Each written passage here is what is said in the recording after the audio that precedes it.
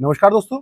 देखिए, अगर मैं स्मॉल कैप फंड्स की बात करूं तो पिछले 3 महीने के अंदर उन्होंने बहुत अच्छा प्रदर्शन करा है। तकरीबन 25% के आसपास का एवरेज निकाल कर दिया है स्मॉल कैप फंड्स ने सिर्फ 3 महीने के अंदर। लेकिन अगर मैं बात करूं टाटा स्मॉल कैप फंड की, तो भाई इसकी जो कंडीशन है 3 महीने में, तो इसने 3 महीने में सिर्फ और सिर्फ 11.69% का एवरेज निकाल कर दिया है। वहीं पर आपको मैं बता रहा हूँ, ऑन एवरेज 25% से ऊपर भी है। तो भाई इसकी जो कंडीशन है वो ठीक हुई है, नहीं हुई है, एक्चुअल में चल क्या रहा है इस फंड के अंदर, इसकी लेटेस्ट इंफॉर्मेशन आपके लिए लेकर हाजिर हो गया हूँ। एंड तक बने रहिएगा, चैनल को सब्सक्राइब करके वीडियो को लाइक जरूर करके जाइएगा। दोस्तों, शुरू करते हैं।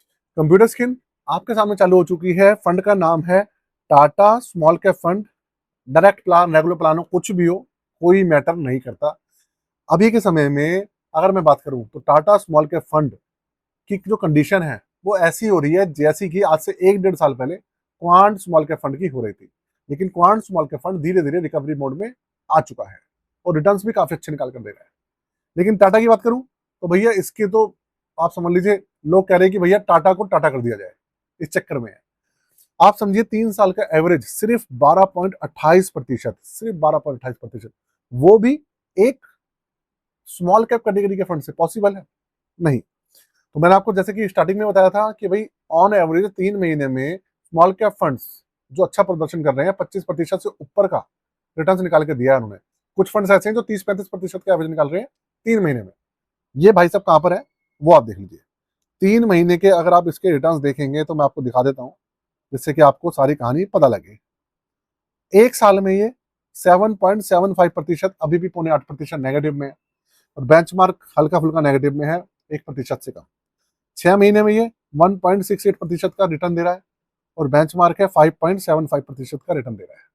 इसके अलावा 3 महीने में ये सिर्फ और सिर्फ 11.69%, 12.25% के आसपास के रिटर्न निकाल के दे पा रहा है।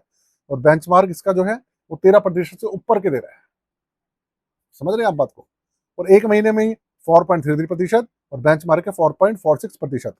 तो देखिए, मैं आपको एक बात बता दूं, ठीक है, अगर आपको देखने में ऐसा लग रहा होगा कि ठीक है बेंचमार्क के आसपास ही है, बेंचमार्क से बहुत ज्यादा पिछड़ नहीं रहा है, लेकिन मैं आपको अगर इसके पीछे की सच्चाई बताऊं, वो ये है कि भाई जिस तरीके का प्रदर्शन स्मॉल कैप फंड्स अभी कर रहे हैं, क्योंकि जब से ईरान का युद्ध हुआ है उसके बाद गिरावट हुई थी, लेकिन अब जो स्टॉक्स है, मिड कैप्स हैं, स्मॉल कैप्स हैं, जो गिरावट आई थी वो रिकवरी कर रहे हैं उसके बाद। और उसका इम्पैक्ट यहाँ पर देखने को मिल रहा है। इस फंड के अंदर उस समय गिरावट तो बहुत हुई, लेकिन अब जब रिकवरी का समय आया है तो इस फंड के अंदर रिकवरी नहीं हो रही। रिकवरी ना होने का कारण क्या है वो मैं आपको बताता हूं। इसके पोर्टफोलियो पर चलते हैं, वहां समझते हैं। ये है आपके सामने इसका पोर्टफोलियो। देखिए, करीबन 92.94% इन्होंने इक्विटी के अंदर अभी हिस्सेदारी दिखा रखी है और 7% कैश है। यहाँ पर तो एक कैच है ही, एक ये जो कैश एलोकेशन है काफी ज्यादा लिखकर बैठे हैं। ये तो प्रॉब्लम है ही, लेकिन उससे बड़ी जो प्रॉब्लम है वो क्या है? वो है भैया इसके अंदर स्टॉक्स का सिलेक्शन। स्टॉक्स का सिलेक्शन है इन्होंने बिल्कुल भी बढ़िया नहीं कर रखा। इसके अंदर 62 स्टॉक्स है। फंड मैनेजर या तो भैया क्या करके बैठे हैं पता नहीं, सस्ता नशा किया हुआ है, क्या किया हुआ है कि भाई वो बिल्कुल भी फंड के ऊपर ध्यान नहीं दे रहे हैं, एएमसी ध्यान नहीं दे रही है। और जो फंड है, जो कि एक पिछले अगर बात करूं मैं 1.5-2 साल पहले, तो भाई रिटर्न इसके आगे किसी के रिटर्न थे ही नहीं, सबसे आगे था ये रिटर्न देने के मामले में। लेकिन अब सबसे पीछे हो गए। देखिए, वहीं पर इसलिए मैं कहता हूं कि जो पोर्टफोलियो होता है ना, उसका ध्यान रखना बहुत जरूरी होता है। अब आप देखिए, ये फंड अभी 1 साल पहले बहुत अच्छा चल रहा था और अब सबसे बुरा चल रहा है।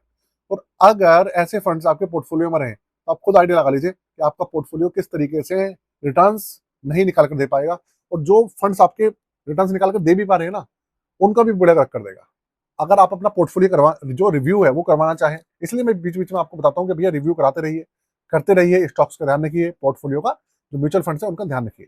तो अगर आप पोर्टफोलियो रिव्यू कराना चाहें, चार्जेस यहाँ पर हैं, व्हाट्सअप नंबर यहाँ दिया हुआ है, आपके सामने है, और सारी डिटेल्स मेंशन है।